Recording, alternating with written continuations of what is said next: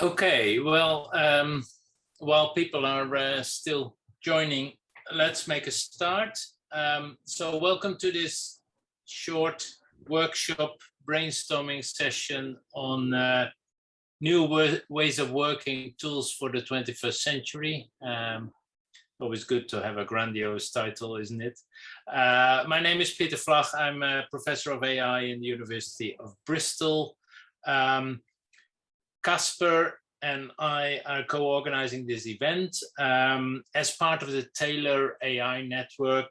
Many of you know about Taylor. It's not really that important for what we're doing today. So what are we talking about? I will give a brief introduction, and then I will hand over to our speakers for today. So let me just share a few slides. Okay, so new ways of working powered by AI. If you look on the right, this is something it's now already it's about a year old, but there is an AI startup, Zeta Alpha, and I really liked this quote at the bottom right of the page. I never understood why AI people do not take their own medicine for organizing their research, right? And if you look at the top left, a quote from me is, "We are the cool AI people. So everybody should come to us and say, how should we organize research, find out what's happening, build collections of papers, organize our work better." And we don't do that enough, I think, as AI people. So really, this is about thinking, how can we use our own tools, maybe text processing, maybe machine learning, and other tools? How can we use those tools to organize our work better? And what I think often happens is that we adapt our ways of working to the tools that are available. So for example, we have LaTeX and now we have Overleaf. So we just work in a way that is enabled by Overleaf. But there are lots of things that Overleaf doesn't provide. So for example, to get started in a paper with Overleaf is kind of a bit painful. And to add a figure to a paper, you basically need to go through a lot of steps. We can do that a lot more easily. So really this is about getting some discussion started and maybe some new ideas and some proposals of how can we organize our work better, and how can we use our expertise in learning, optimization, reasoning, and other forms of AI. And even if the tools don't exist yet, what tools would you like to there to be? Oops. Okay, and by the way, I should say this this call is being recorded, and we have a discussion session at the end. So what we would like to do is we can address some quick questions after each talk, and then if there are sort of longer discussion questions, we can have them at the end of the session. And it's also possible if people who didn't register a speaker wanted to show something or discuss something or demo something very briefly, then we can do that at the end as well. Okay, so what do I think are AI-powered collaboration tools? Well, it's basically going beyond the general purpose tools that we have. So we have Slack and Mattermost and GitHub and Bitbucket and also some machine learning and AI-oriented repositories and so on. But we don't really have a lot of tools that support collaboration in AI research and innovation. The tools that we have typically are more general purpose. So we can think about what kind of tools do we want to have specifically for AI, and we have some people talking about that today. But also, how can we use our AI expertise to make these tools better? And here are a couple of examples on this slide, so numbered 1 to 5 in no particular order. It would be great to have tools that can map capabilities, identifying open challenges or areas that are not so well covered. So for example, in a large network as Taylor, you know, it would be great if we could have automatic tools that dig into the research that people are doing and kind of make sense out of that. A similar idea would be to match collaborators and funding opportunities. You have an idea of something that you want to work on. How do you find other people who work on similar ideas? We could go in the direction of code development and support AI code development rather than just code development. So if you think of something like GitHub knows about source code and executables and teams and people and wikis and so on, but these are all general purpose. So GitHub, for example, doesn't really know about data sets and machine learning models and so on. So how can we come up with workflows and ecosystems that are fine-tuned to areas such as AI?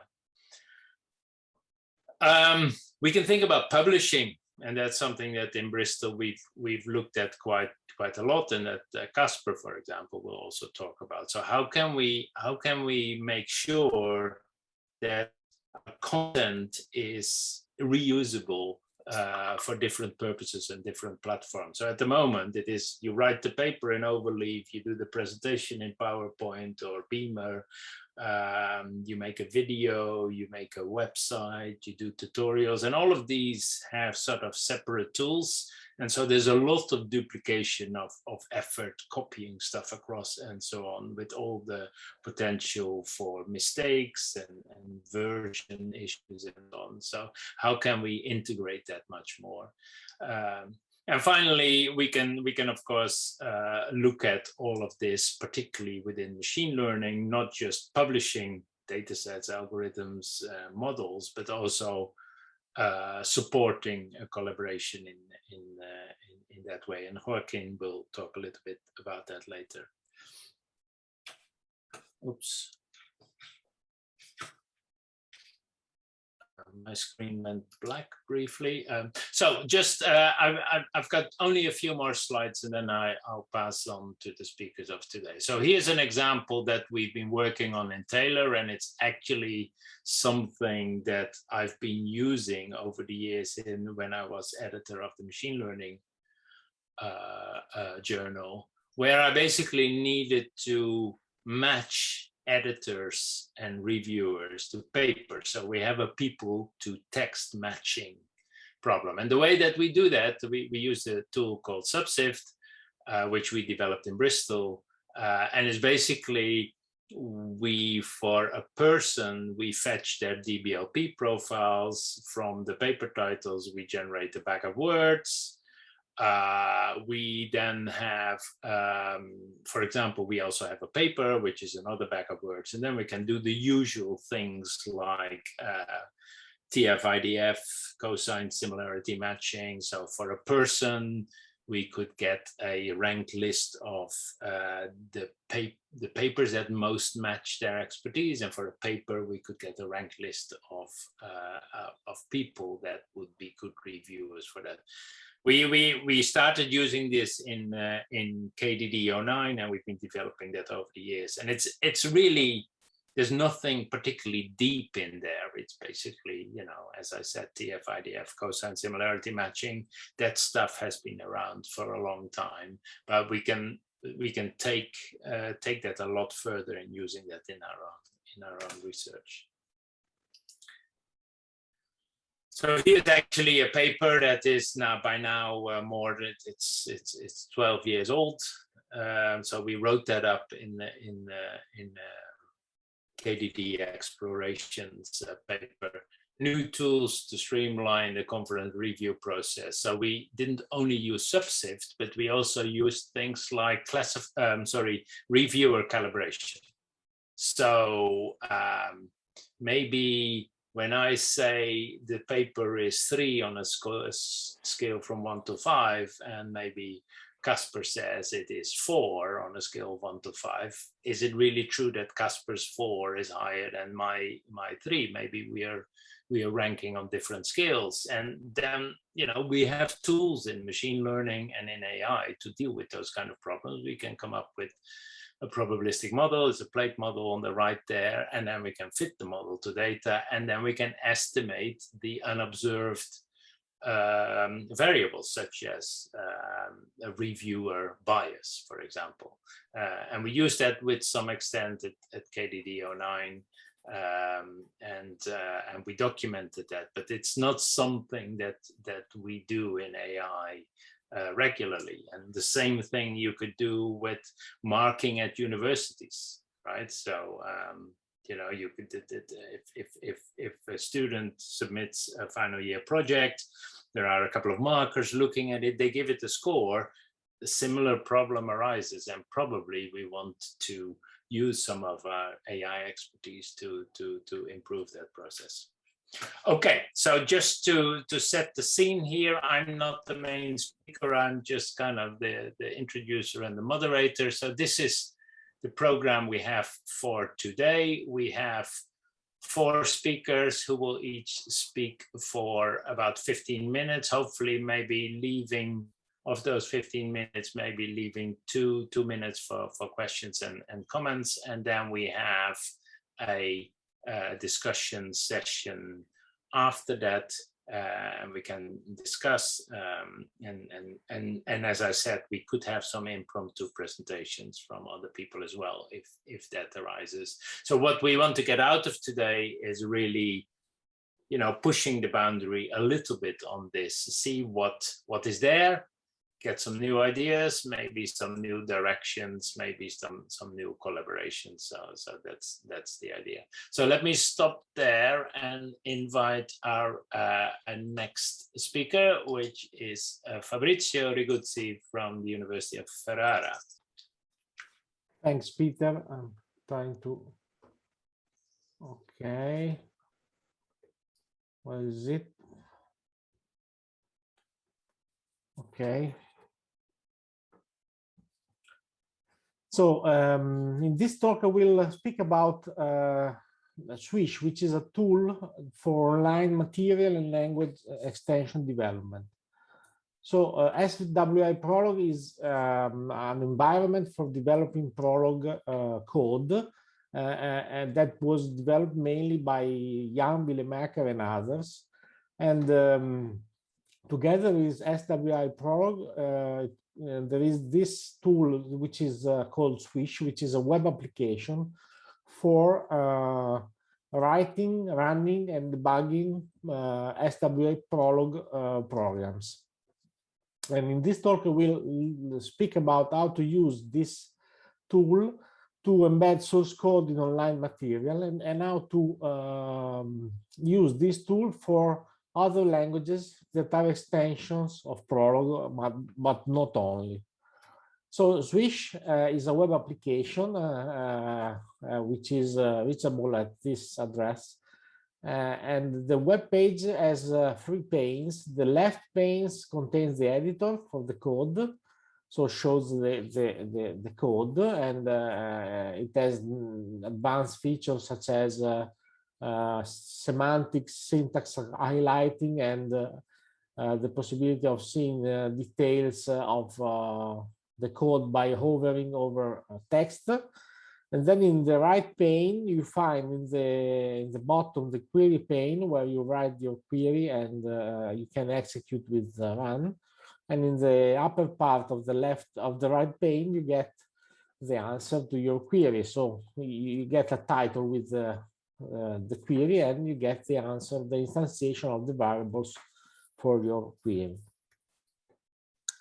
SWISH offers advanced capabilities for aggregating results. For example, you can count the results, you can order them, you can find distinct results, you can limit the number of results, besides measuring the time to find the result and debugging. an interesting feature of SWISH is that it adds graphical capabilities to SWI-Prolog. This is done by the use of renderings. So it is possible to write short Prolog programs that handle the rendering of the result of queries.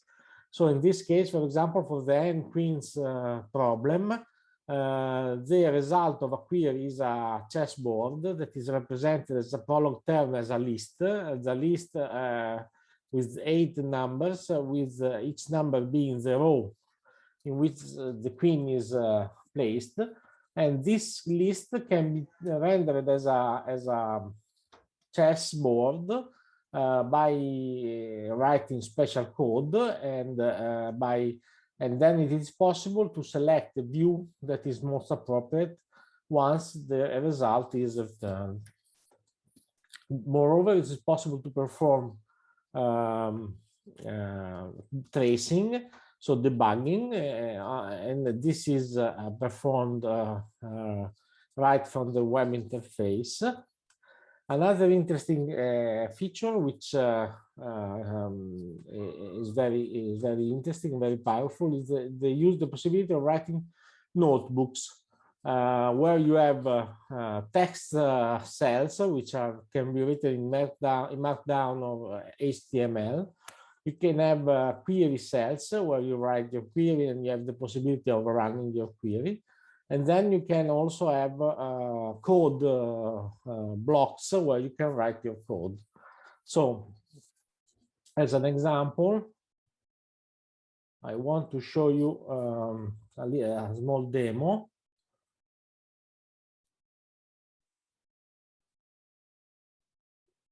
Okay, from the SWISH web application. This is a small demo of expectation maximization clustering for the iris dataset. This is a notebook, so you find text, you find queries, and you find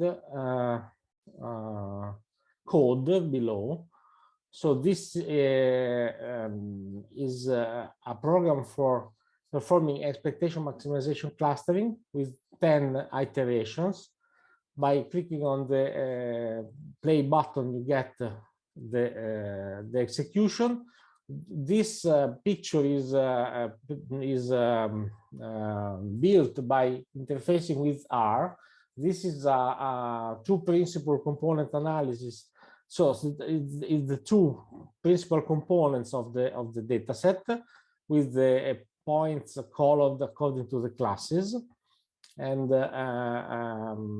this is the right classes. So this is the coloring according to the true classes of the examples, and the picture below is the coloring according to the M class. In this case, the clustering was not very successful because it does not correctly color many points, but if you execute again, for example, you can maybe get a better result. In fact, this is much better than before. So let's go back to the presentation.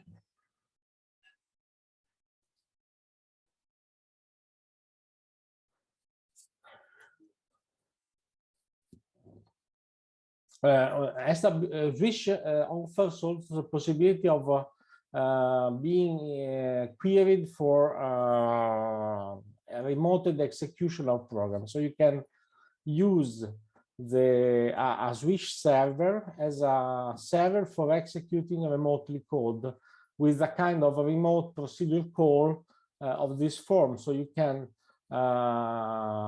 remotely call code by specifying the server and specifying the query and also the program optionally. And you can also have run code which is non-deterministic, so you can get more than one answer in turn.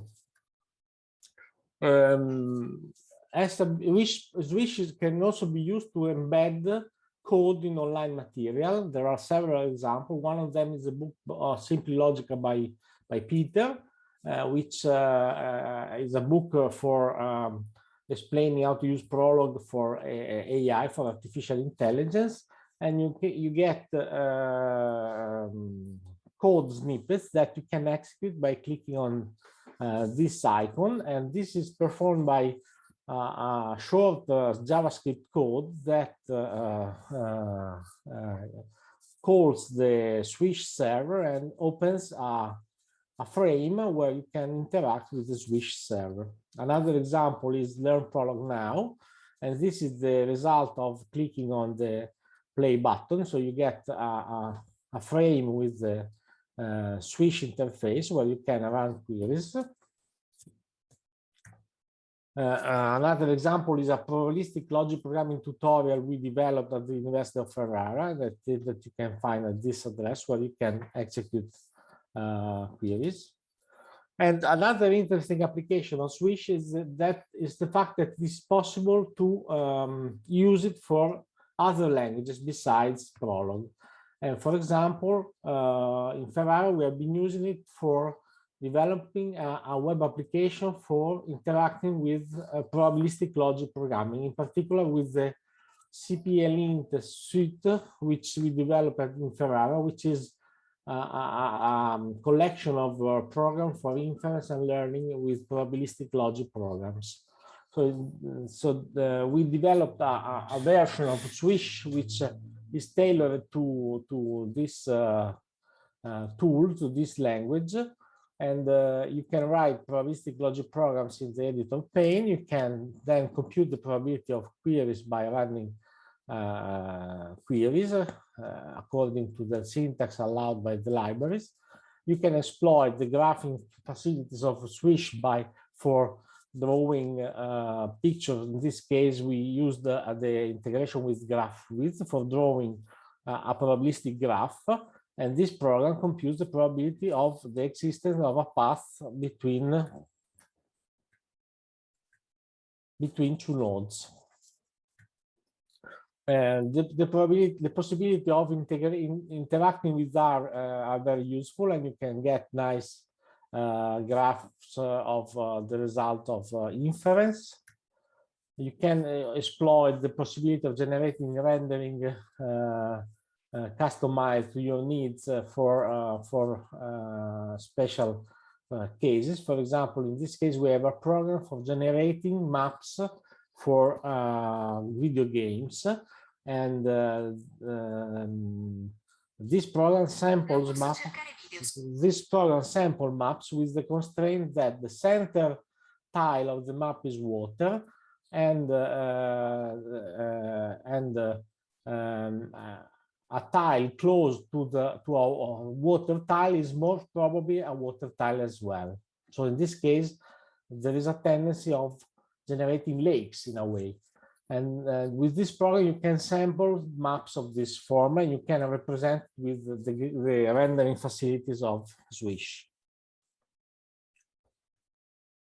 CPLint on SWISH also includes facilities for drawing ROC and PR curves and computing the areas under these curves. So you can easily compute these areas and draw this curve with R or with other graphing facilities. And another example of a use of SWISH for a different language is this server, which is used for the language of logic-based production systems, which is a simplified version of the event calculus, where you have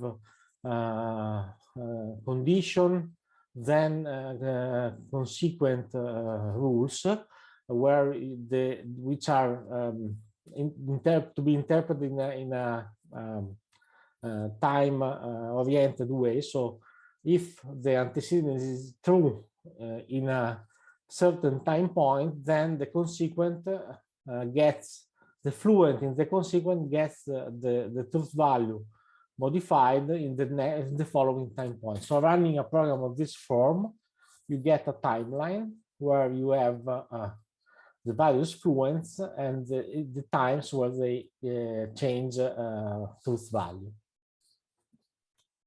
So to conclude, SWISH is excellent for teaching and demonstration. Clearly, if you want to run computation-heavy programs, it is better to run them locally, because the server is shared, so you're not sure to be able to harness all the power of your server. The interesting thing is that SWISH adds graphics to SWI-Prolog in a simple way, and this makes it a very useful tool for symbolic AI. You can perform inference and learning easily. It is easy to extend it to other languages, and it is also possible to embed code in online material in a nice way, and easy to handle for the reader. And I think, in my opinion, that this closes the gap with Python, that with their notebooks as the prominent place in the scene. But with SWISH, we can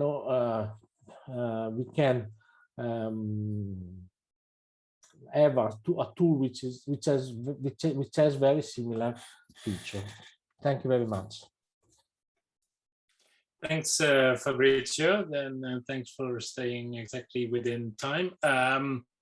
We have time for if there are any kind of quick questions to Fabrizio. So you could raise your hand if you have any. Otherwise, we can leave this to the discussion. So something that I'm interested in, and that maybe in the discussion we could come back to, because it's probably a longer answer, is I'd be interested to hear more about how easy or hard it was to extend SWISH as it is, vanilla SWISH, with those kind of facilities that you talked about, Fabrizio, or to extend it to different languages. So that would be interesting to hear about. If there are no quick questions, then we'll just continue with the program. And I think our next speaker is Romy. Yes, thank you very much. I'll start sharing my screen.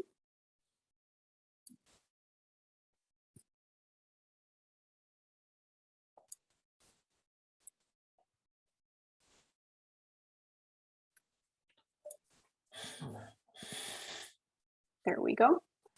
Good afternoon, everyone. My name is Romy van Drie. I'm a researcher within TNO. And in this talk, I'll go into detail about creating taxonomies and ontologies with SONNET. A brief introduction. I'll keep it short and sweet, as I'd like to go into the demo as quickly as possible.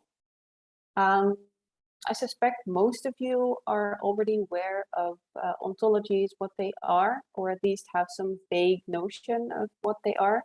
But for those of you who don't, they are basically a way to capture knowledge. It's a knowledge model, and taxonomies capture more simplistic relations between different concepts. But as we make them more formal and add more relationships between the concepts, then we can talk about ontologies, and we can reason over those, etc. They can be used for linking databases. They can also be used for hybrid AI, so using an ontology or a taxonomy on the one hand and doing machine learning on the other hand. However, ontology development itself is very intensive. It requires a lot of efforts on the part of the ontology developers, but also it needs domain experts. We need their input to create the ontology in the first place and to make it factual. And therefore, it's also quite expensive. So within TNO, we came up with a plan to create a tool set to generate an ontology from scratch, from documents. It's called SONNET, which stands for the Semantic Ontology Engineering Toolset. And the goal is to kickstart the ontology development. It's not to create a perfect, final, fully fledged ontology. That is a very difficult process. That's an entire other subfield called ontology learning. But we learned that having this first draft of an ontology really helps with further developing it. I always like to make the comparison of writing. If you start writing something, there's always that dreadful white page that can seem to get filled, whereas if you have something that you can start with, it's actually a lot easier. So yeah, that's the goal of SONNET. The team that created it consists of Jacques Verhoezel, Maaike de Boer, Roos Bakker, Jannes Stolios, and myself. And then on to the fun part of the demo. I'll share a different screen.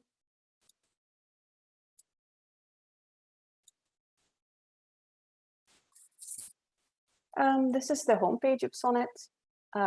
There's a fun little welcome message, then some more details about what SONNET is, what it does. I won't go into this, I just told you about it. Some more background information, including some publications that my colleagues made on this toolset. And then on the bottom, we have 3 tabs, keywords, ontology, and concept matching. For the sake of time, I will only go into these 2. This one is also, the concept matching is also a lot more experimental. So we'll focus on these 2 today, starting with the keyword extraction. Yeah, the keyword extraction extracts keywords, as the name suggests, from a document or a set of documents. And the idea is that these extracted keywords can later be used as concepts for the ontology. And we'll see later that there are several outputs to this algorithm, consisting of just the words, a lollipop chart, and a word cloud. It also outputs the weights. The idea for that is that it says something about the importance of the concept. We have a sample paper online, which looks like this. It's a boxology paper. It's about design patterns for hybrid learning and reasoning systems. It's by Frank van Harmelen and Annette Tentayev. And it looks as something you would expect to see from a research paper. So a lot of texts, some figures, and then references, lots of references. So we'll input that here. Hit submit.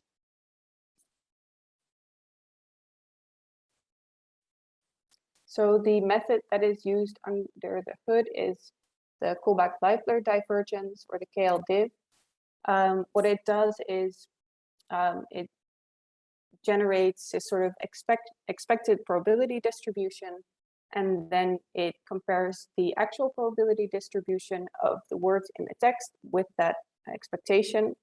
And the idea is that any words that occur more than that are deemed interesting or deviant from the norm and are thus extracted as keywords. We use a Wikipedia corpus as a background. And then this is the output. So as I said, the words, lollipop chart with weights, they're ordered by importance. And then finally, a word cloud as well. You can also save it as a text. Let's see if we can, you probably can't see it. It consists of the terms and the weights, basically. So you can just save that and use it however you want. Then for the slightly more difficult part, this is where it gets fun, the ontology creation. This is where the first version of an ontology is created, and we can choose different algorithms and parameters, and the output is a graph, an ontology. So again, we can input this here, just the same one, the boxology paper. We can select an algorithm. There's several algorithms in here.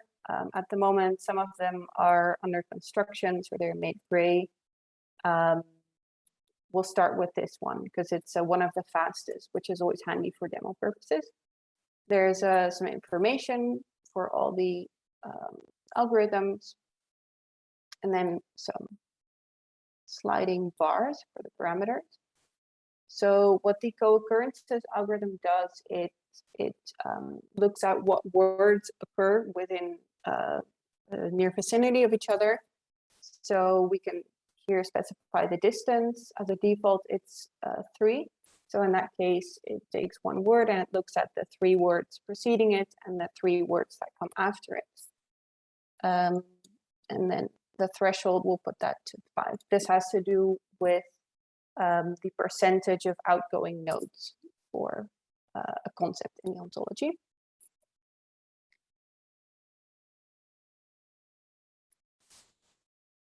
And there we have it. So we can see here all the different concepts and how they relate to each other.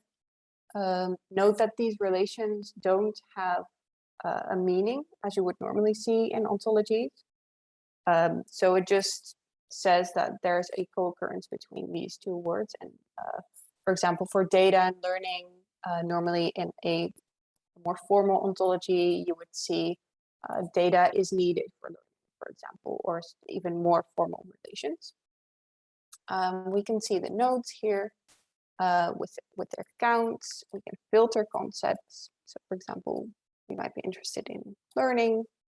We can see all these ones. Let's reset it. So for the threshold, right now we found out that for this particular algorithm, a threshold of 0.5 works really well. To illustrate this, let's have a look at this one, for example. So we see here knowledge, it only has a relationship with learning. And we set the threshold to 0.5, which has to do with all the nodes going out of knowledge. So if there are any nodes which do not, or any edges that do not pass this threshold, then they're not shown here. So let's see what happens if we set it to 0.3. Then all of a sudden there's a lot more noise. So don't know where knowledge is, so let's look for that one. We see now that there are a lot more concepts which are related to knowledge, which have now passed the threshold and are shown. And as is with every machine learning application or algorithm, for different papers, for different algorithms, you need to tweak them. So we find it really important to put that here. So it's just in the graphical user interface and it's really easy to tweak, really easy to play with. Again, we can save this as a text.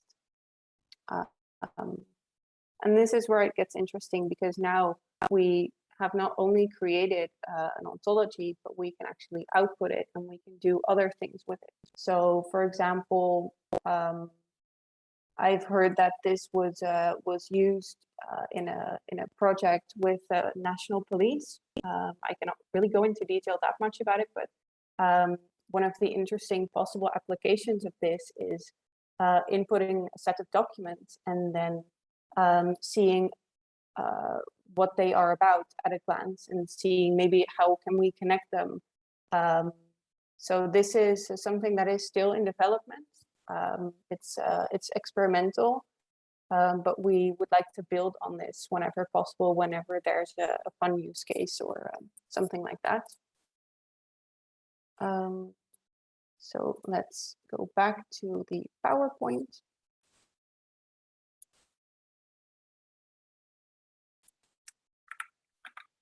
And we have one more slide, which is the thank you slide. There's nothing left for me to say except thank you. And if you have any questions, I believe there's 2 minutes left, so shoot.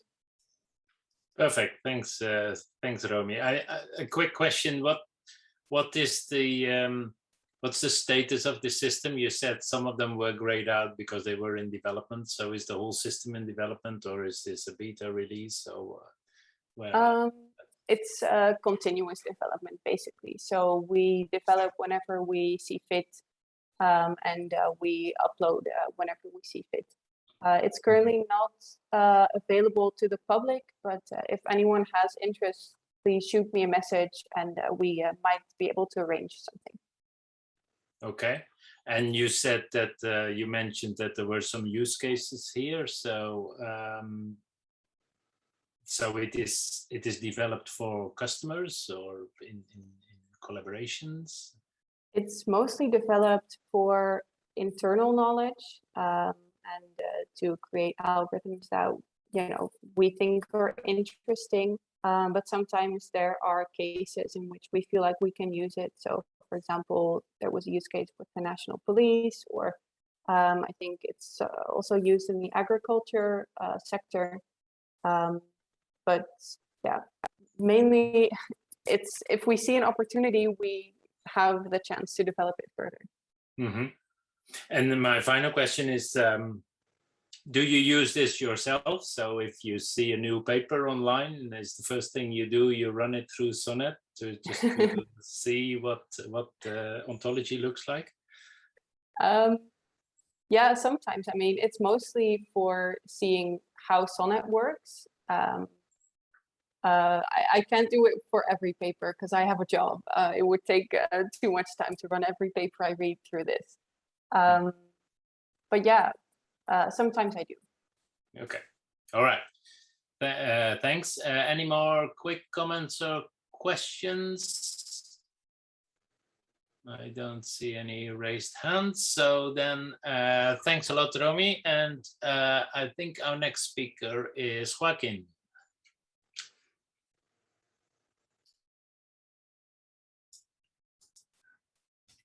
Hello. Cool. And I'll present OpenML and I give a short demo as well.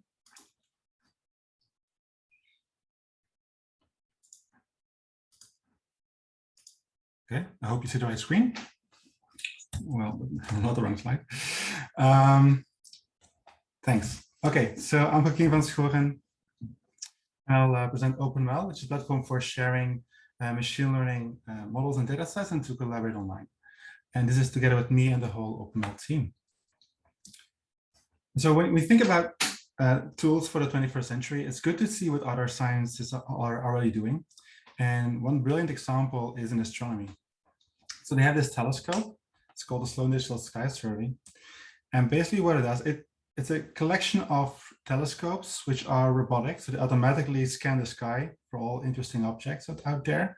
And they automatically then also organize that data and put it on servers so that anybody in the world can access that data and do all kinds of research with it. And this allows massive worldwide collaboration and has a huge impact. Every year, thousands of papers are published on this data, and really breakthroughs are happening because with all the data organized, you can answer questions in a couple of days rather than spending months asking for telescope time or doing lots of mathematical modeling and so on. Because all this data is freely available, there's a huge amount of papers which are possible, which otherwise would not have been possible at all. And the reason why this works so well is scalability, right? Because they remove all the friction of going to a telescope and organizing your data. They remove all the friction. All the data is open. They have good standards for sharing data. And that means that thousands of people can access the data and do stuff with it. It doesn't matter who you are. There have been discoveries made by school teachers, which were looking through the images and noticing interesting stuff happening. So having all that open really creates a great tool and a great way to move forward and to organize science. Now, towards machine learning, things are a bit different. Our data sets, our code, our results are usually scattered across people labs, different tools, different repositories, conferences, journals. If you want to have a good view of what works in machine learning, you have to read thousands of papers. So there's a quite big barrier to entrance in this field, right? And all of this is scattered all over the place, right? Our data sets are formatted in different ways, or we do our best, but I think still we do our best to organize what's published in conferences and journals, but still it's very hard to quickly answer questions. And this creates a lot of friction, right? It's often hard to find data sets. And even if you find a data set, you have to spend sometimes a day or many days trying to import it and pre-process it in a way so you can build models with it, right? So it really takes sometimes days or longer. Experiments are hard to produce. It can really take a long time to produce data, either because the data is unavailable or because some details are unavailable. And if we only share our details in papers, there's not enough room for that. That's not the right format for sharing details about experiments. So often we don't do that. And it's not so much that we don't want to do that, but it's just a lot of work to document your experiments in a good way so that people can reproduce them. And it makes that, because it's not reproducible, because it's not easy to organize it, it's very hard to find what's currently the best way to do things and so on, and what really works and what doesn't work. So we want to get rid of that friction. So what if we could organize all this world's machine learning information that people are doing every day, every second, and really make it universally accessible and useful for people? And then, like the telescope, which automatically scans the sky, what if we could automate the collection of machine learning experiments and get 1,000 times more results, maybe more, because we can do it in an automated way? Like in the beginning, let's use machine learning to better organize machine learning and do better machine learning research. So OpenML is kind of this vision of making machine learning really frictionless. Right? It means that if you're working on a data set, ultimately share it from the tools I'm already using. Right? If I'm using Python, Pandas, whatever, I'm sharing it from that to platform. And then so one person can do that, another person can look at, hey, that's an interesting data set. I want to download that. And I want to download that in a simple format for me, right? I can then do that. I can run experiments. I can run them locally. I can run them on the cloud, wherever I want. And then automatically share the results back on the platform so that other people can use them, or I can easily compare with other people, right? And so this vision of really just one line of code or one click of a button, just share a data set, run my experiments, automatically share them with one system where I can share them with a few people or maybe the entire world. And if we can do that, then it's also possible to automate this process. So we can use automatic machine learning to build systems that automatically look at, okay, let's download that data set, let's build some models on that, let's try to build the best models for that data set and then upload them to the platform. And by closing that loop, we can really create millions and millions and millions of experiments and share them on a platform where everybody can really use them. And so the way OpenML works, basically you can share your data, your pipelines, your machine learning models, and your experiments from wherever you want. So from notebooks, from your apps, from your cloud jobs, and anybody else that has a REST API, so you can do that. And then anybody else can look at those results either via the web interface, which I will show in a minute, or they can also then import that data and those results back into the tools that people are already using. So this works basically through APIs. So we don't want to create yet another system. We want to be able to do all of this from the tools I already use. Right? So if I'm a Python person, I use Pandas. If I'm an R person, I use R environments. And so from all these tools, so if I have a data frame loaded into Python, I want to directly publish that and then also import it again into a data frame. If I have a model in scikit-learn, I want to share that and then re-import it into scikit-learn later on. Right? And so this is OpenML really does. So it's an API. It's available in multiple languages, and it's already integrated in all these tools. So if you use scikit-learn, it just takes a few lines of code to share your experiments with the world. So we also have a web UI. Let me just briefly show you that.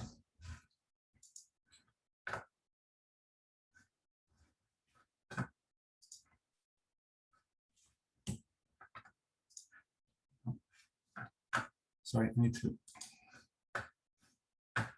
Okay, sorry.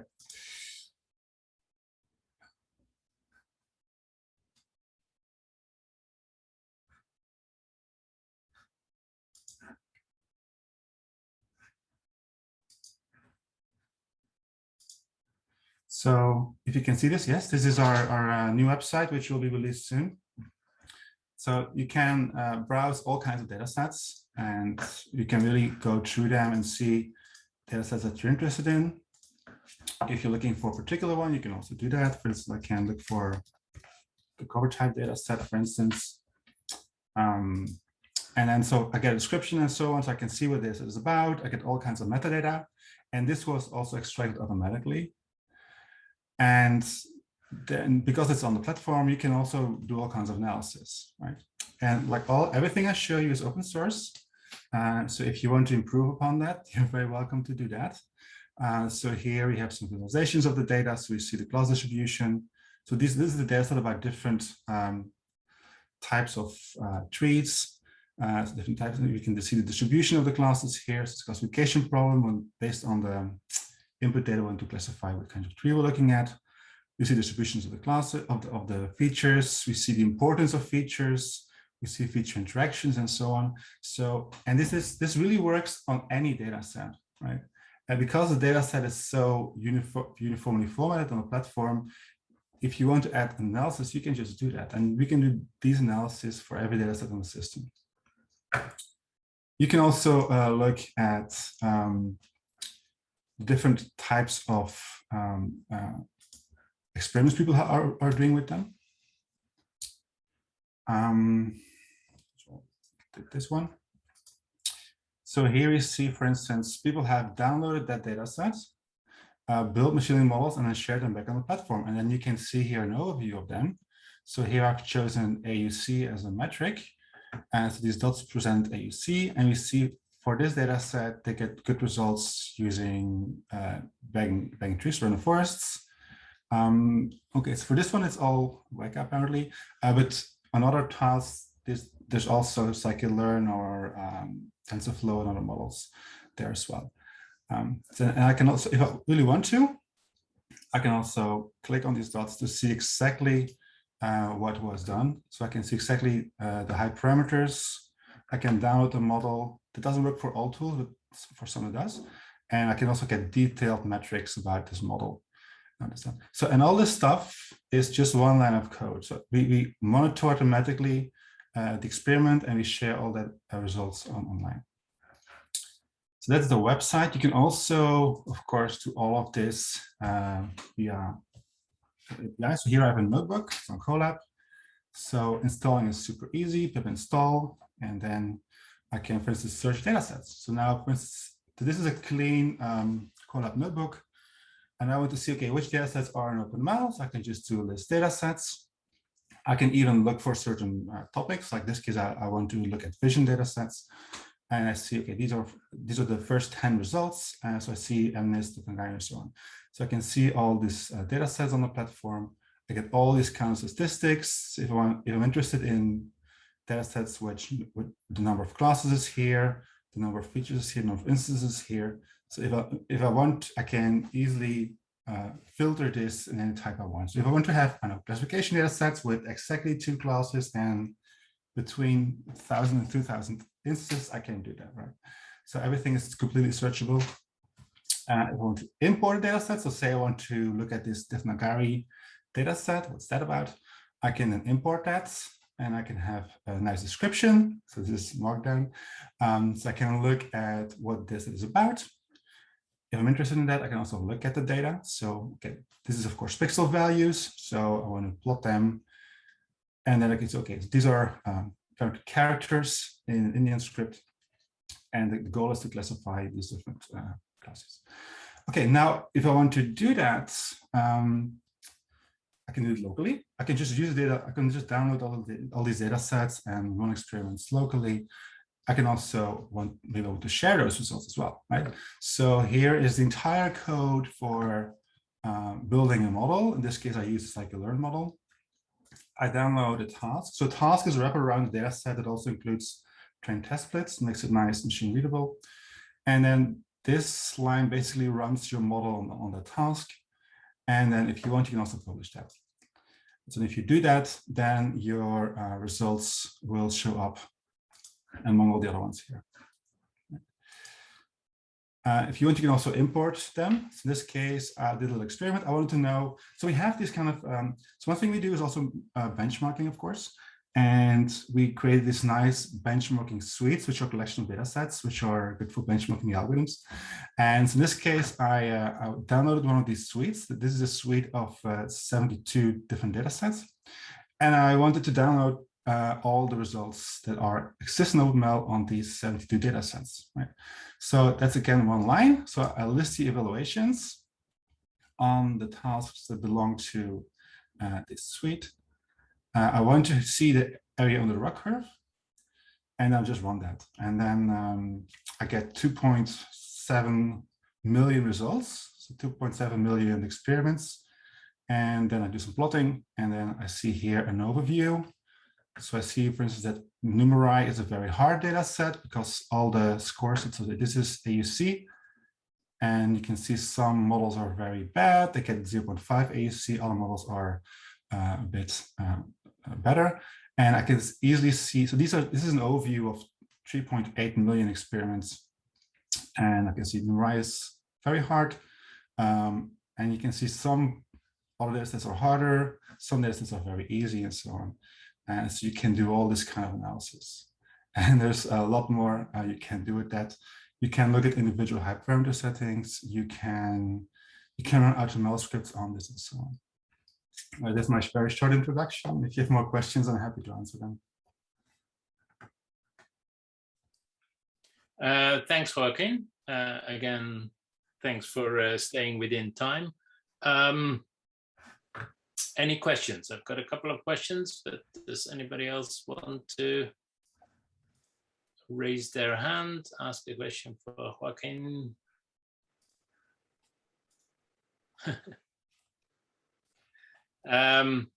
So one question I have, Joaquin, is so if you upload a data set to OpenML, does stuff happen automatically? Like, is a suite of models run on it, metrics collected, or does that really have to be initiated by the user? So right now, not yet, but that's definitely something we want to do and that we're trying to do. So that the nice thing to have is, well, a way to collect metadata for machine learning research is to automatically run models on every data set. That's not always easy because some data sets are really weird. So some of them break, but we have some of these bots, we call them. So automated systems that build machine learning models on every data set. And we do get a lot of results on that. And hopefully in the future, we can make them robust enough to really work on all the data sets. Yeah. Thank you. In the meantime, a question came in on the Q&A from Ipwazo. What is the process to add data in OpenML? So let's see, it's not here. There's two ways. So either you basically, so if you have a, I can just show you this way.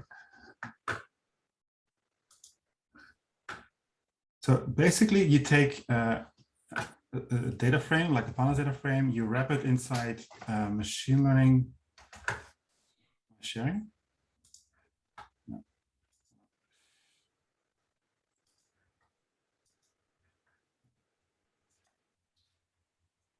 So all these questions, by the way,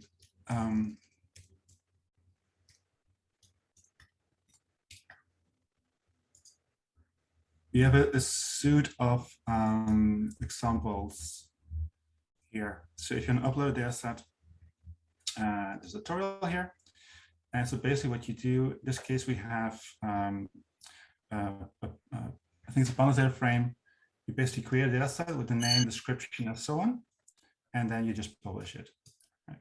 That's the whole thing. And then what happens is this data set will then be, the data will be basically wrapped, uploaded, and then on the server side, more things happen. So it will automatically try to analyze the data set, attach metadata to it, and so on.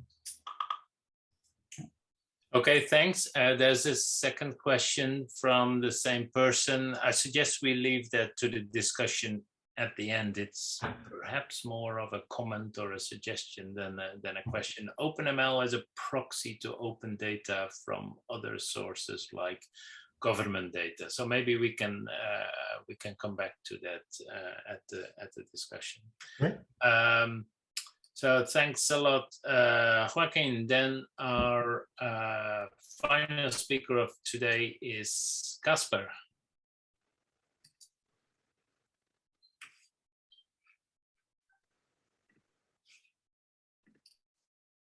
Great. Okay, so in this talk, I'll briefly show you how to use a bunch of open source projects, mostly from the Jupyter ecosystem, to make the publishing process a bit easier and also create very engaging online resources like slides, notebooks, and documents.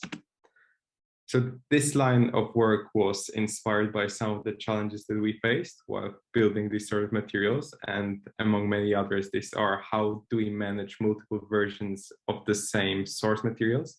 So for example, you start writing a paper and it is at first a workshop paper, and then it morphs into a conference paper. Then maybe you want to extend it even further and make it into a journal paper. All of that is usually very static. You create a PDF from either LaTeX or Word, so you can't really engage the audience beyond whatever is possible within a PDF format. And then also how to generate multiple formats from the same source. So for example, if you create a slideshow or a poster, you are very likely to reuse some of the figures or code bits and pieces from the original paper. So how do you put all of that within a single repository and then reuse it? So for example, if you edit one of the documents or the original source document, the changes propagate throughout your entire suite of output formats. And this is mostly based, like I mentioned, on the Jupyter ecosystem. And the idea is, well, we utilize Jupyter Book mostly, but you have a bunch of source documents in a variety of formats like Markdown files, Jupyter notebooks in a version controlled environment. And then by doing certain tricks that I'll go into in a moment, you can generate an online document, which is a Jupyter book, presentations with reveal.js, and computational notebooks with Jupyter notebooks. So let's start with the part of a single source. So this is fairly experimental because it builds upon a bunch of open source tools. And our work here is mostly integrating these things. And in order to maintain a single source and then be able to build variety of documents and ensure that you can control how they look like depending on the output format, we came up with this idea of using annotations for parts of your original source. And for example, this can be used to generate multiple difficulty levels of the same content. So if you're running a course, for example, you may want to have a basic version of the material, an extended version of the material, or maybe some extracurricular activities that you also want to include in certain versions. So let me show you an example of that. This is a Markdown file, and you can see these triple plus annotations, for example, here, where you can define how this part should behave when it becomes a slideshow, and then assign any tags based on which you can later on filter this or merge it. And this whole bit until the next plus section becomes a single part that is assigned a certain behavior in the processing.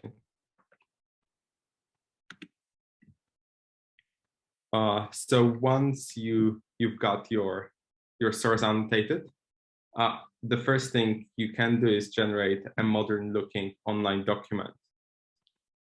And this document, because it's all within the Jupyter ecosystem, support Python and all of the other programming languages supported by Jupyter Notebooks and Jupyter Lab.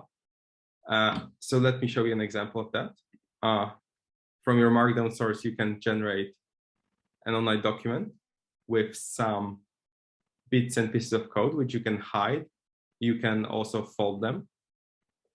And then in addition to the page itself, you can launch the underlying source as a Jupyter notebook online in the browser, either through Mindbinder or Google Colab, which then allows you to provide a document with some exercises and some text as guidance, which can be launched as an interactive notebook to execute the code or play with parameters.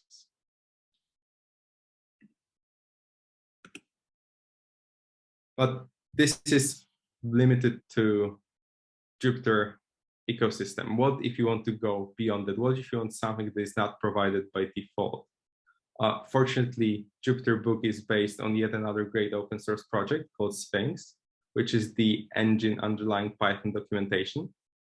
And it's very well documented since it's a documentation engine after all, but you can use Sphinx as a gateway to creating your own plugins and allowing your users to include certain elements within both the online documents, the Jupyter notebooks, or the presentations that are not necessarily supported by default. And we played around with that, and we created some display boxes like exercise and solution boxes, terminal windows, as well as interactive code boxes. And this will look familiar because this is pretty much the same thing that Fabrizio talked earlier about. So let me show you a very simple example. How does that work? This is the syntax that you'd use to embed a terminal window. So you just indicate that this is a CSS term, then assign it a tag if you want to, and then go ahead with the content of the terminal. And this will be rendered like that on the final page. We also have written an extension for interactive terminal windows. So you can have a really nice step-by-step terminal display. And you create something like that with very simple syntax. You don't need to know any web programming at all. And this is a syntax for this particular window where you just specify a list with the string that is to appear and the type of how it should be displayed, any delays, any prompts. So all of the difficulties with making it pretty are abstracted away from the user. And this is within an extension that we created for both Sphinx and Jupyter Book. Then these are the exercise boxes, and they are included with a similar syntax where you just indicate that this is an exercise, and then this would be a solution just by using the exact same tag. And you can have them on a different page, and you can have a separate page dedicated to solutions to your exercises. And it becomes easier for people to navigate because we created a button that links an exercise to a solution and vice versa. Now let's get on with more interesting things. So for example, embedding interactive code boxes. Like I mentioned, this is based on the Jupyter ecosystem. So only Jupyter supported languages can be used here, but you can extend it. And here, for example, we created a simple syntax for including SWI-Prolog code boxes. So again, you just specify this as a SWISH box and possibly assign it a tag if you want to reference later, and then go ahead with your SWI code. And this becomes a box that already should look familiar, which you can execute directly on the page without any extra content.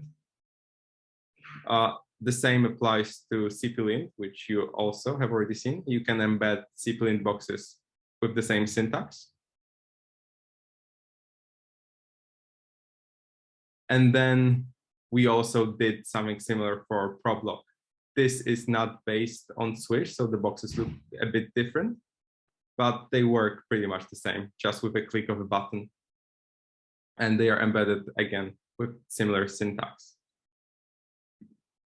So it does allow you to add a lot of extra content that is not supported by default if you write a plugin. So we've seen notebooks that can be launched directly from the online document and the online document itself. What about creating presentations from same source? To that end, we can use reveal.js, which is a web framework for building slideshows.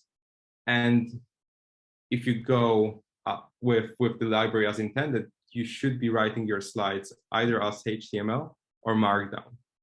However, for Jupyter notebooks, you can annotate cells and then generate your slideshows directly from the Jupyter notebook or your Markdown source file. So for example, if I quickly jump here, you can see that in the top right corner of each cell, there's a slide type, which then becomes either a slide or a sub-slide.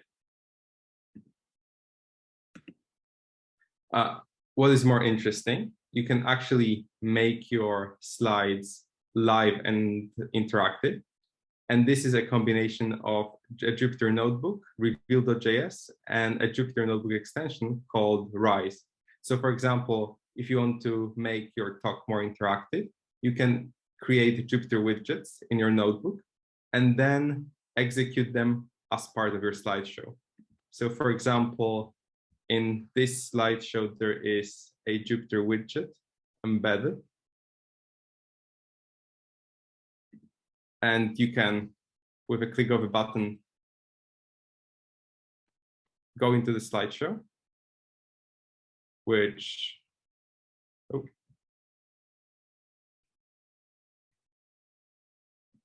does not work. But if, let me try and execute this one more time.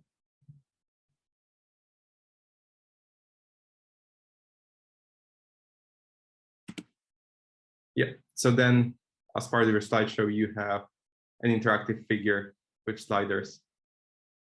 So you can ask questions to your audience and then present the answers just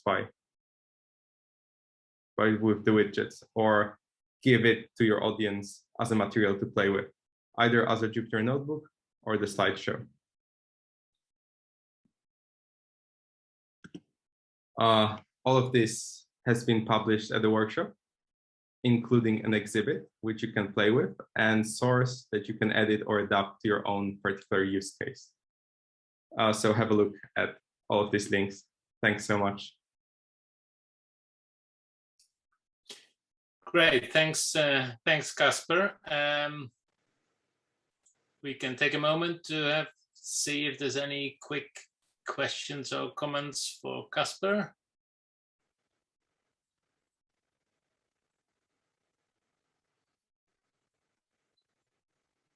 Okay, if not, then let's just go into the discussion session. Joaquin, could you try and answer the question that appeared towards the end of your talk about getting OpenML to serve as a proxy for open data? Yeah, there are a number of open data repositories, like data.gov in the US, and Netherlands has similar things. What it's definitely possible, I think, is to kind of onboard a lot of these data sets, or yeah, somehow automatically collect data from them. So I'm not sure what the best connection is, but it's definitely possible to work together on those data sets and to share the results in OpenML. But do you think that this process would be specific to a provider? So for example, to a given government, and once you sort that out, you could possibly onboard any data set published by that entity? Or do you think that it would be more of a data set specific task? So there needs to be, I mean, OpenML needs to understand the data, right? So it needs to understand whether it's like a table or whether it's a collection of images and so on, and how to load the data. I think for most, the difficult thing is when a data set is just a bunch of files with no structure. So in that case, it doesn't scale, right? So you can do it, but you have to do it manually every time. If they adhere to some kind of standard, like there are a few open standards for data sets that you can use, then this is much more scalable, and we can do this on a large scale. Yeah. Okay. Romy, I have one question for you. You may have come across Semantic Scholar. How does your SONNET relate to that? Because I think they also try to make some connections. Do you know whether it's purely based on the references that they source from papers, or do they do something smarter than that? Well, first of all, I'd like to emphasize that SONNET is not just for research papers. So that was just one example, but it can use any kind of input. So I'm not sure how Semantic Scholar exactly works, but my guess is that it's based on a lot of metadata. Whereas with our method, we really read in the document. So it doesn't matter what type of document it is. As long as it has text, then it works. So those are, I would say, those are the main differences. So I assume this is all open source, and when you've mentioned the police use case, they would have had it deployed in some secure way, or were they still using the online version that you presented to us? No, we created like a special flavor for them.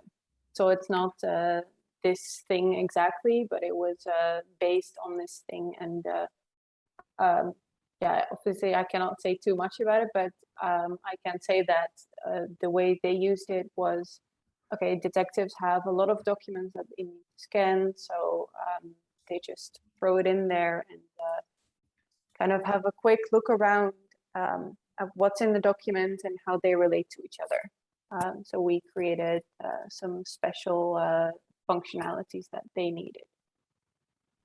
Right. If you were then to advise researchers on a particular use case for SONNET, what would it be? What is the like a pain point in their life that this could solve?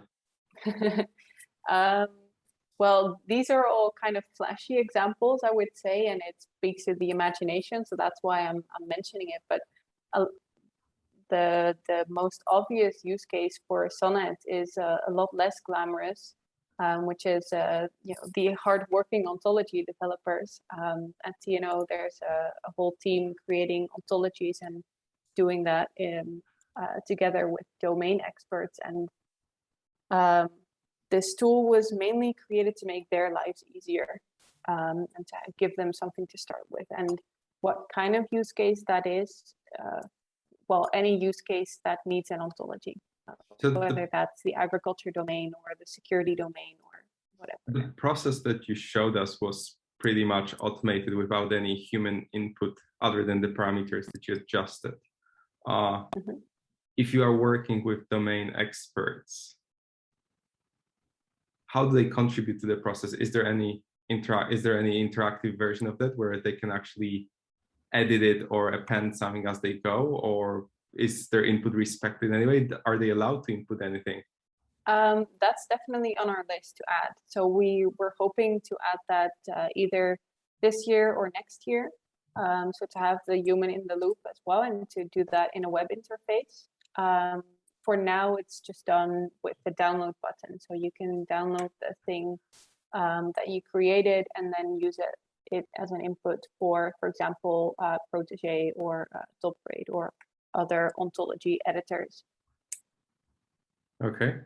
Coming back to the academic scenario, do you think there would be a value in, for example, processing of conference proceedings for a particular event through the tool, and what sort of benefits would that yield?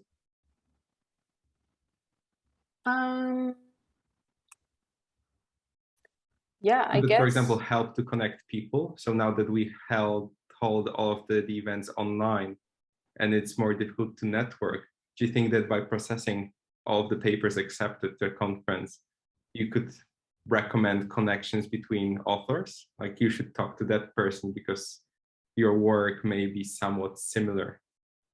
Yeah, maybe I could see that would be an interesting extension of SONNET. Right now, I think it's more geared towards getting insight into one specific document or document sets, but yeah, creating that connection between different documents or document sets is not too far-fetched, I would say.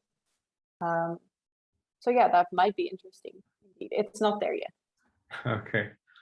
Then coming back to Joaquin, you mentioned that publishing experimental results in papers as they are now, so PDFs in proceedings, is suboptimal, and OpenML alleviates a lot of issues with that. How would you see OpenML being integrated into publishing process? Ideally, what would be nice is, and we're not there yet. Okay, I can maybe show something. What ideally happens is that you write a paper and you present your results as usual, but you would have an extra link, like people nowadays link to GitHub to say, here's my code, so you can go in there and reuse it. You could have a link to OpenML as a way to look at the results in detail, right? I hope this will work. We'll try. Okay, so we have these collections, and so you can create little studies like collections of runs. And so I choose one of these. You could have something like this where you analyze results online, right? So in this case, people have run experiments. So these are all the data sets in your experiments. And then you have thousands of runs on them. So runs are experiment. So the tasks are data sets. The runs are the experiments. And so here you can see the results. So you can see how different algorithms, in this case, these are different HTML techniques, perform on different data sets, right? And then all of this is reproducible. You can download it. You can also, of course, download all these results into your notebooks and so on. So I think that will be the nicest link to make, right? So we don't have to change publishing altogether, but people could add a link in their paper that points to this, and then people can freely browse those results and see how they did it. Yeah.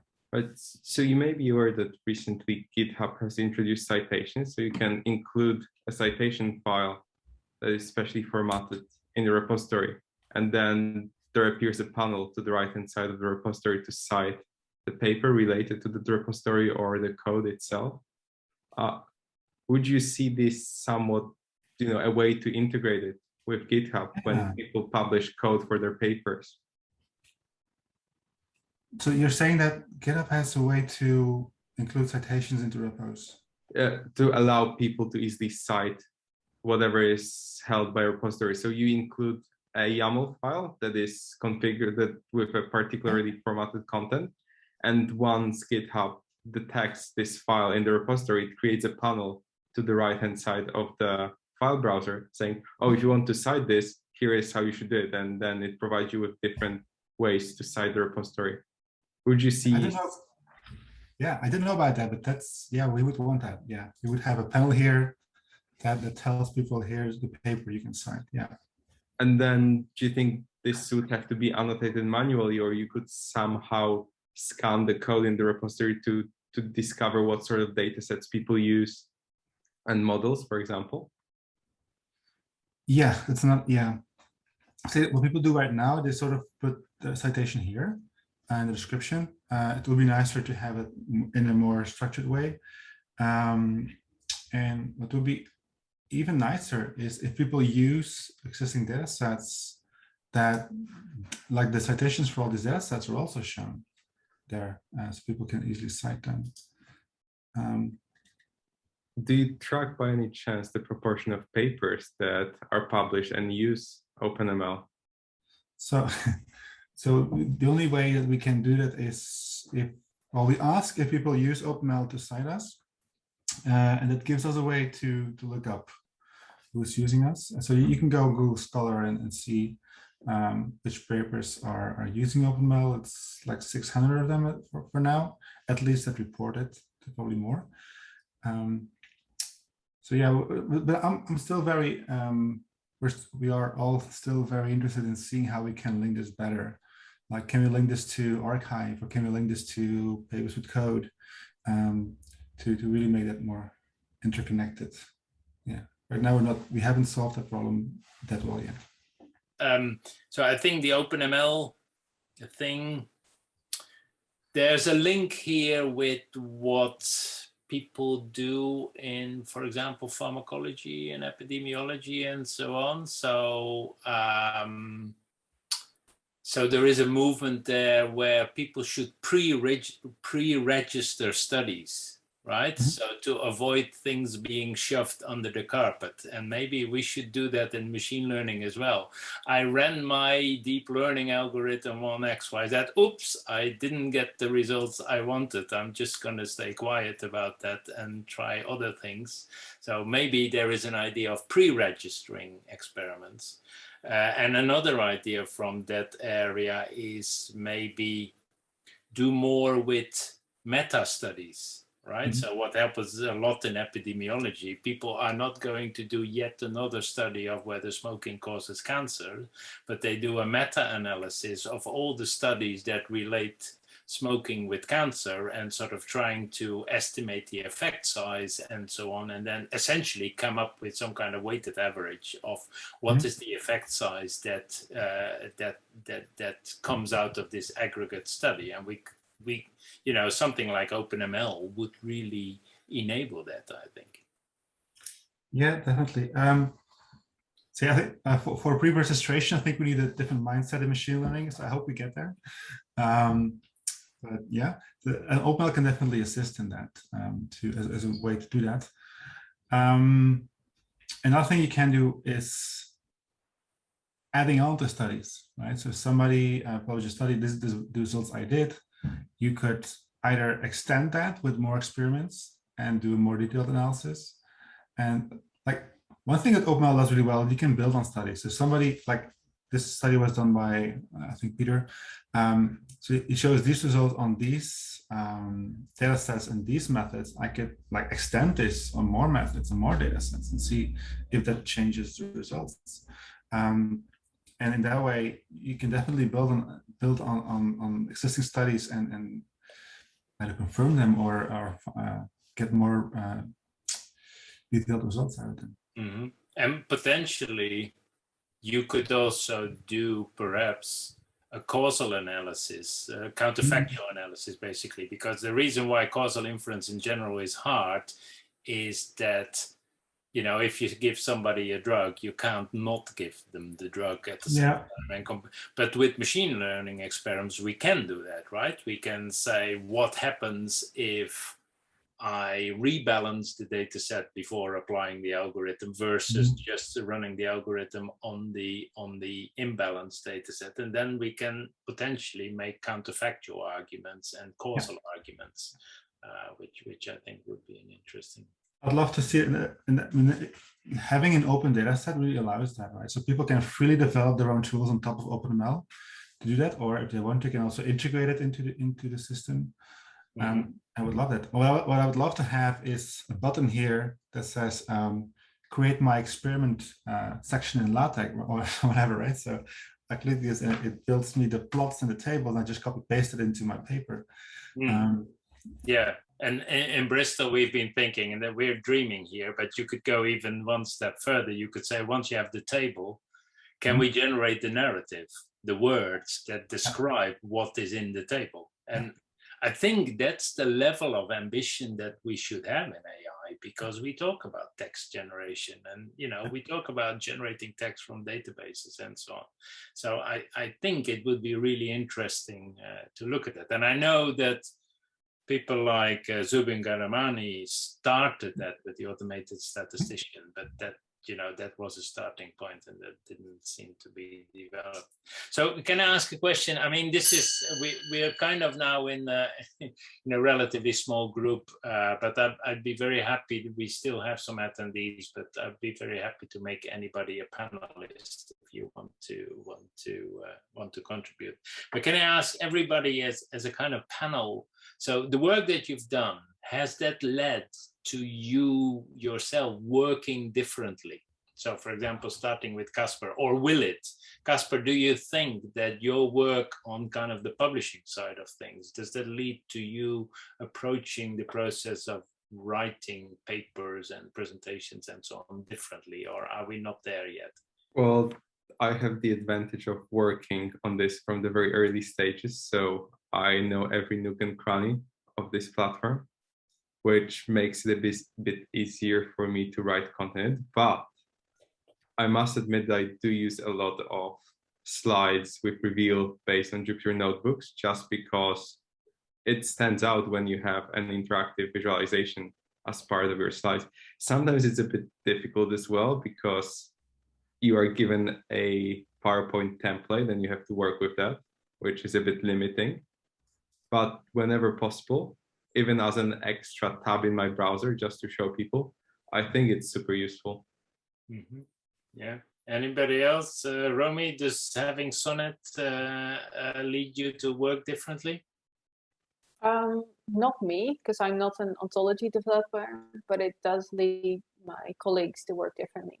So my colleagues who are ontology developers, we show them this tool, and yeah, it does help them kickstart the process. I just hinted that we want to add a feature where we can add the human in the loop. So not only can it offer a way to kickstart, but then you can also edit from there and get going there. So yeah, that's really interesting. Yeah, and Fabrizio, maybe we could also come back to the question that I asked earlier about, how hard was it for you to go from SWISH to CP? It was a bit tricky because SWISH uses heavily modules to keep everything separate. So you can, so by using modules, the user cannot access the server system and can only do safe stuff. And so to build CPLint on SWISH, I had to make the CPLint code module aware, which was a bit of a pain because modules in Prolog are a bit tricky. And but in the end, once I get to know the mechanism, it was easy. But the process to make everything modular, especially because you are working with a module for the code, a module for the library, a module for your code, and so you have to keep separate the two modules. It was a bit difficult, but in the end it worked. Mm-hmm. Mm-hmm. Okay. Joaquin, do you do machine learning differently now that you have OpenML? You're muted at the moment. Yeah, what I noticed is I do things that were not possible before, because we have the data, because we can like test an algorithm on 2000 data sets if you want to. Before that would take me like a year just to get the data sets ready. Right now I can just do it in the loop automatically. So we do a lot more studies that are much more larger scale than we were doing before. Mm-hmm. And we also do a lot more meta learning. Like meta learning means that you look at basically the performances of algorithms on previous problems to learn how to apply them on future problems. And that's possible now. Like before, there was, well, it doesn't make sense. Like if you tackle problem X, it doesn't make sense to tackle problems A to W first and then go to X, right? You just do X. But now if you have data on tasks A to W, you can just download all those results and see, okay, what does it tell me about tackling X, right? Mm-hmm. And you can really learn from all those results and then apply them. So we're doing a lot more of that. And we also hope to automate that. We put that into our HTML tools. So these HTML tools become more smart about what to do and get better results. Mm-hmm. Mm-hmm. And one thing that I also wanted to maybe get your opinion on, I think at the moment, in the world that we have now, discoverability is a major issue, right? Mm-hmm. How do you keep track of what is out there and what new tools are there, what people are doing, what is best practice, all these kind of things? So I think that's hard. You know, you see it also with things like app stores and so on. They start with a couple of hundred apps and that's all easy. And then it explodes. Same with Overleaf. It started, or Dropbox, it started so nicely with just a couple of folders and just a couple of projects. And now you can't even find stuff on Overleaf or Dropbox anymore, right? So it's kind of, so there is that issue. And I think there is another issue which has to do with how do you frame, we're all thinking about new ways of doing things, but how do you frame them? If it's new, then maybe there isn't a good metaphor to explain what it actually is, right? So you really need some, you know, like a GitHub for AI or an Uber for whatever. You know, you need those kind of metaphors to really to pull people in and to explain to them what you are doing. And for example, with the publishing ideas that Kacper and I have been bouncing around for quite a few years now, it's not a straightforward conversation to say we don't want the book, we want something else, and that something else is not LaTeX because it has all kind of issues. But how do people see that? Is that important? Is that not important? How do you pull people into this? Okay, good. So two questions. One is organization, and I think the answer there is let's use machine learning to organize things better. Okay. One thing we noticed is as OpenML grew from a couple of hundreds to several thousand data sets, is you lose oversight, right? And this is still a huge problem for us. But we're now working using machine learning, using public models, for instance, to organize data sets better so people can more easily find them. So yeah, for us, that will be the answer. Let's use machine learning to, or use AI in general, to organize this data better and to direct people. Another thing, you can think out of the box here, right? So say I'm a chemist. I'm a biochemist, for instance, and I do research, and I want to say, okay, what research exists on OpenML on my data? It's a super hard question to answer, but say that I can like take a sample of a data set that I usually work with. I upload that, and OpenML looks at that and say, okay, this looks like this other data sets that I have, and kind of match that way. We're thinking about those kind of directions. How can we make this easily available? Another one would be NLP. Let people type a question like they do into Google, and let NLP then translate that to constraints that we can then use for filtering the results. That's one. But yeah, if you want a group of people to really focus on something and work together on something, I think it's super important to have a vision and like a large idea. And for us, this is like this frictionless machine learning or this networked science approach that really unites us. I think for me, the inspiration came from this book by Michael Nielsen called Networks. It's called something different. I forgot the name. I think it's Discovery. Michael Nielsen, you said? Yeah. Okay. Got the name. I have a question from Joaquin. Yeah, please. What about OpenML for relational data, multi-relational data? You mean graphs? Or I mean multi-relational databases, database with more than one table. Sure. Yeah. So just to round up, so the book is called Reinventing Discovery by Michael Nielsen, and he's basically looking at all different sciences, how they are approaching things. And I think looking at our sciences is a real good way to get inspiration about what to do here. The other question, multi-relational. Yeah. So looking at that, and we're looking at good ways. So you can do things too. You can do things top down or bottom up, right? Bottom up means that people upload any kind of data. It's more like the Kaggle approach, like, and then people use it somehow. OpenML is more top down in the sense that, okay, we cannot automate everything, right? But we can automate some niches, right?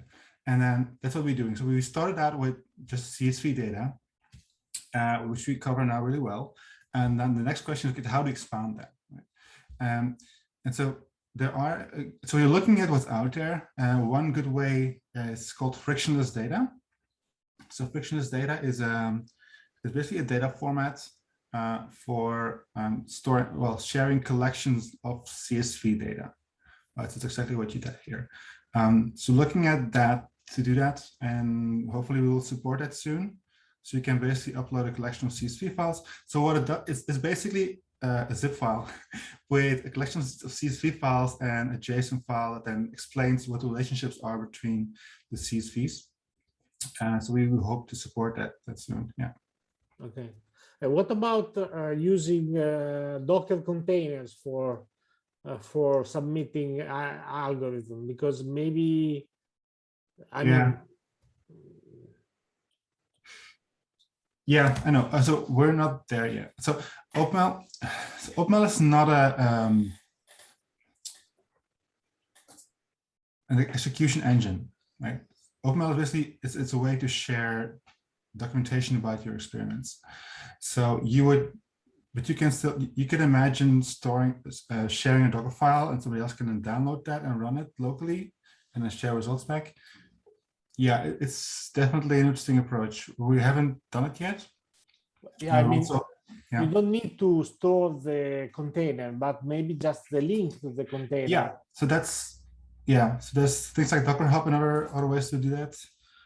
So that's definitely something we're looking at.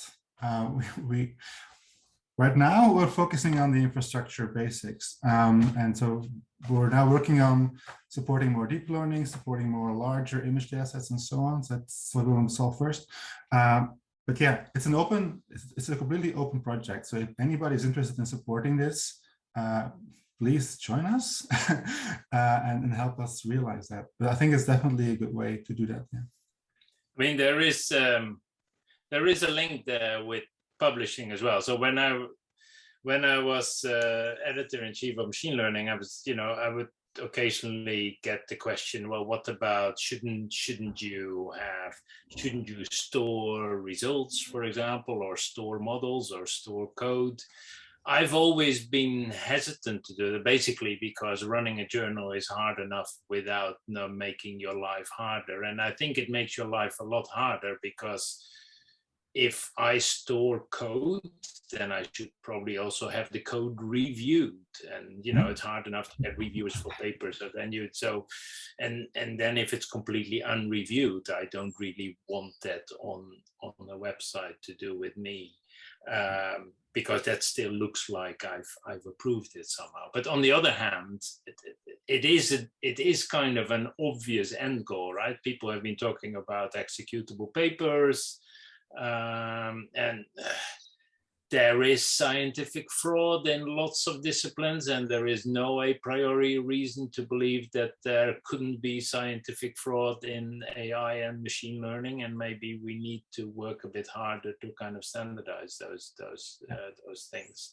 But it is a hard problem, and it's not a problem. It's also interesting. I think it was a much harder problem 10 years ago than it is now. I mean, nowadays, with GitHub being universally accepted by most machine learning people, well, it wouldn't make sense to have your own other GitHub repo. Right? But GitHub is just a repo. It's just a box. GitHub is not by itself any better than this box of photographs that you always wanted to categorize but never got around to, and you don't really know what's in it and you're scared to open it. I mean, all repositories, also OpenML, can become that way unless you really put a lot of effort in organizing it on top, right? So the devil is in the detail. What's your take on this, Kacper? Sort of executable papers, containerization? Well, there was an attempt by Stanford people to do something like that, but it never took off. And I think that's because there are no incentives for that, right? In the end of the day, it's the number of citations that you get that counts towards whatever goal you may have in academia. And if this were structured, so for example, if you got some brownie points for the number of people who are building on top of it, as opposed to rebuilding it from scratch, then first of all, you'd get more people interested in it, more people to maintain it, more people to fix bugs. Yeah.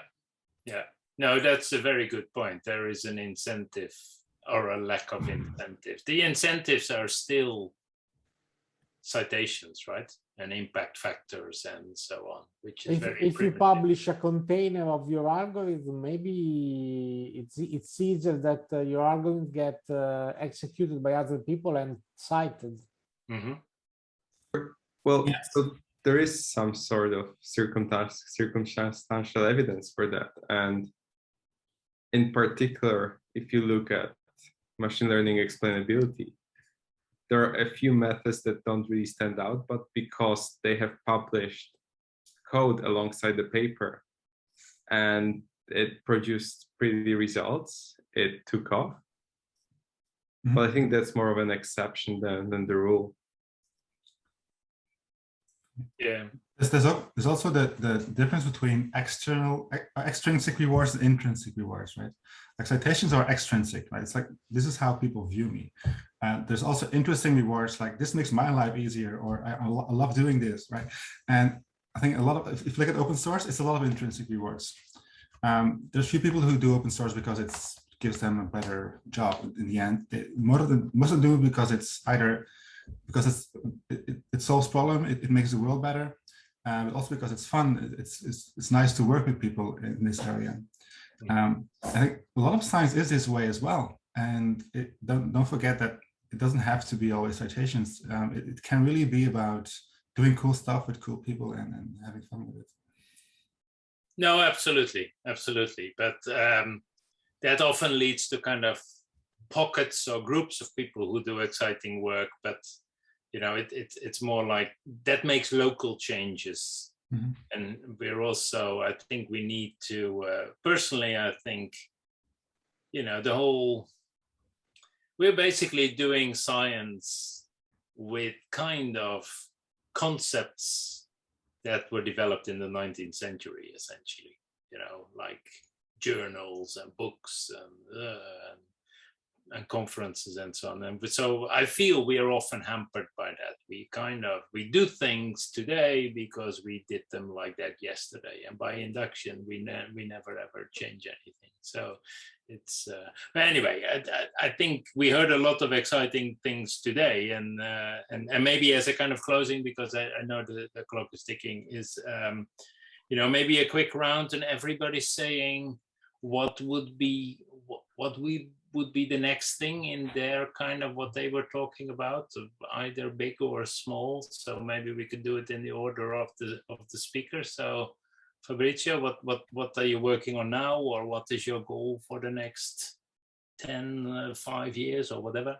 For as regards tools, I think I will try to publish my new algorithm as a Docker container and provide clear instruction how to run them, so that hopefully the new papers will compare with my work.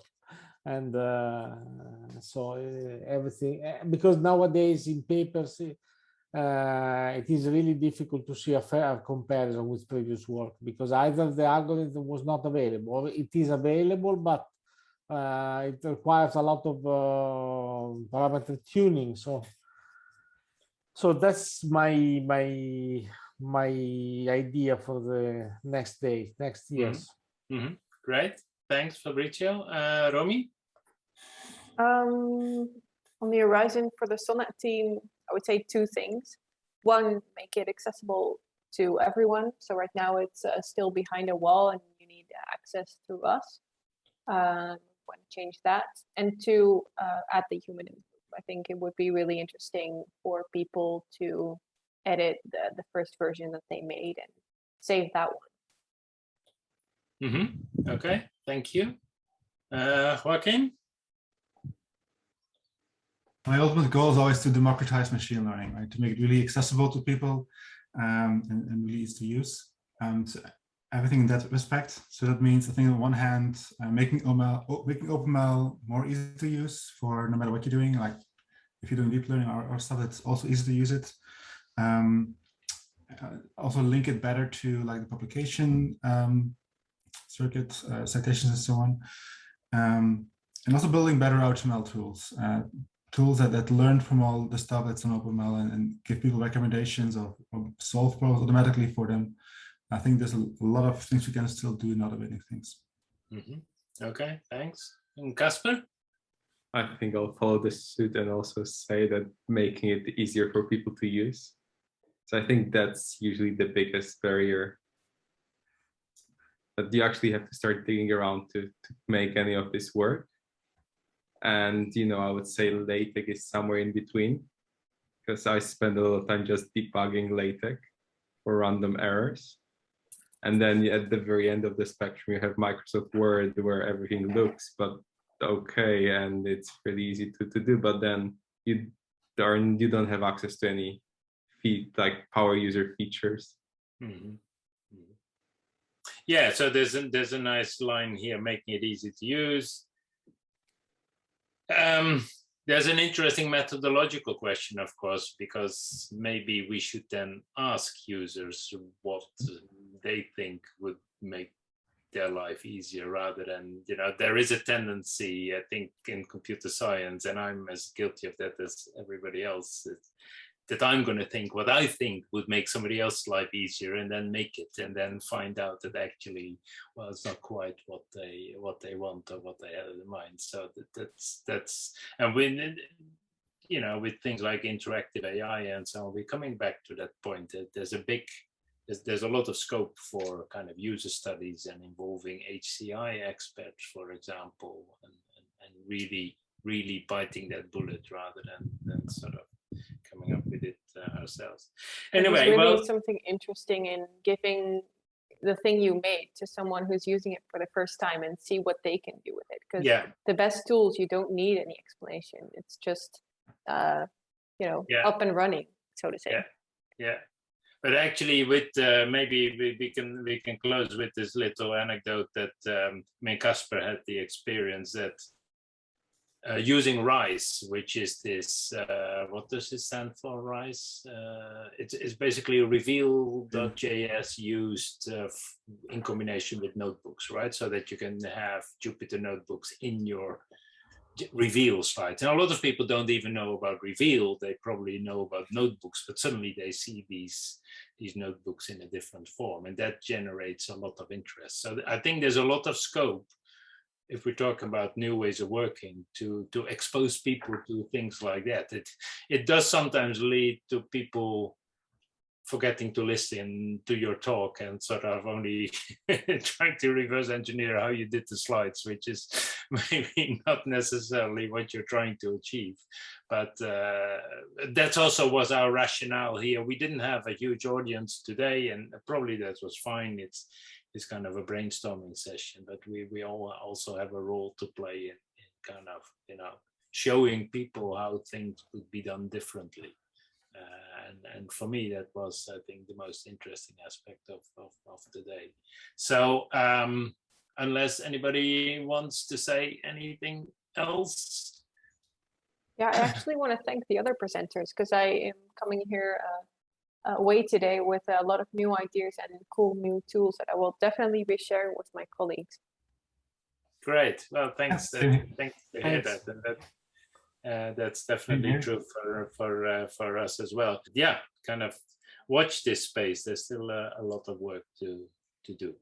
So thanks all for your time. Thanks to people for attending, and yeah, I look forward to the next developments.